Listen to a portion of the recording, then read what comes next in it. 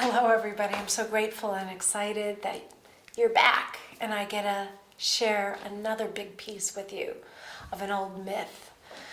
And it's one I discovered again when I was meditating in Nepal, and I realized that I can't change unless I change my brain. And over time I've developed this concept called the biological consciousness container.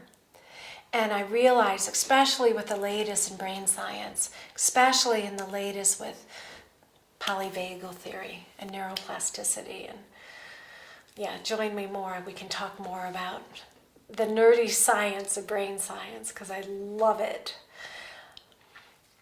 Fundamentally, what I'm talking about is there is this biological consciousness container that will cap and limit your ability to change, grow, and awaken to the bigger part of you.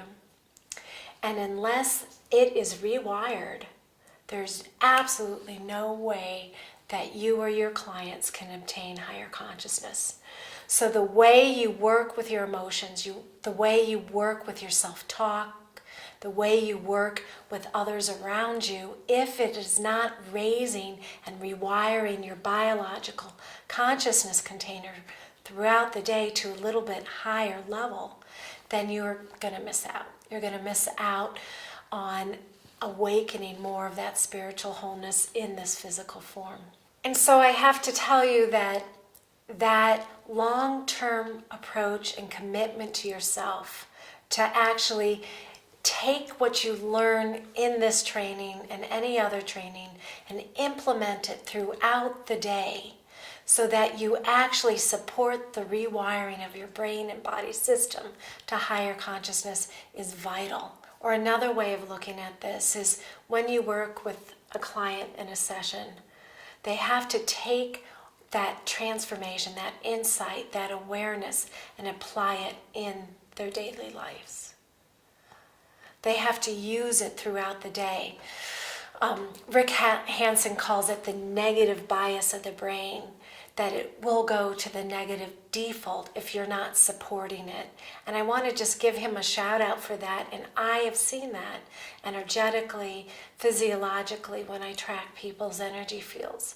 And given I've been teaching so long, I've seen it in clients and students that unless they create long-term habituated patterns to help nurture and support the change doesn't maintain over the long haul at the extent it could because of that biological consciousness container that can lower your frequency. So we are this human, right? Yet there is something much more that's bigger than us. And as we incarnate more of our wholeness into this human physical body, then change can happen. And one aspect of that is learning how to be kind to that human. Send her love. I'm really going to ask you to differentiate and self-identify as what I call your core being. This is essential in rewiring your biological consciousness container.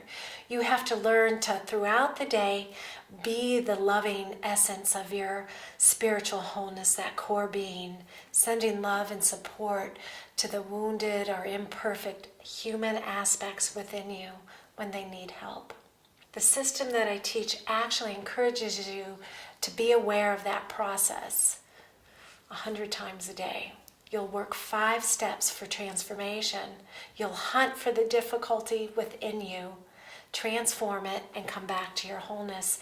And we have to be aware of having to do that throughout our day. So it's not enough to just have a meditation practice.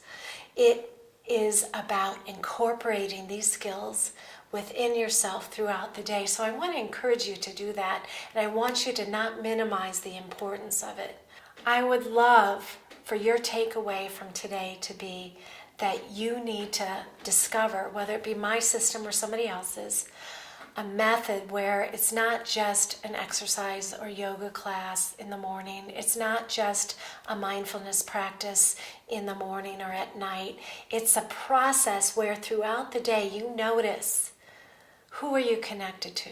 Are you connected to your more wounded, smaller human aspects that biological cap, or are you connected to the bigger wholeness within you?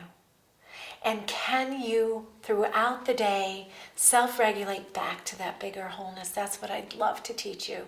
That's what I want you to search and find and see the value of that, because that is when painful moments, difficult realities, that negative fabric of reality that can overwhelm and consume you can start unwinding, and a new, brighter future is created. So yes, I'd like to leave you with the curiosity of, how do I create a system? Or maybe Carolyn's system will work for me, where I can self-regulate throughout the day, be connected to my spiritual wholeness, sending love and kindness to the human aspect within me.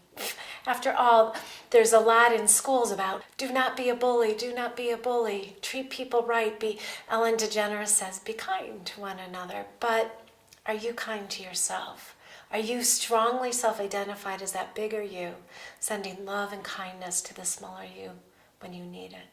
I'd like to leave you on that note. There's one more training to go. I hope you join me, and I look forward to having deep connection with you through the comments. Feel free to reach out to me personally. I'm sending you love and support along the way. Aho.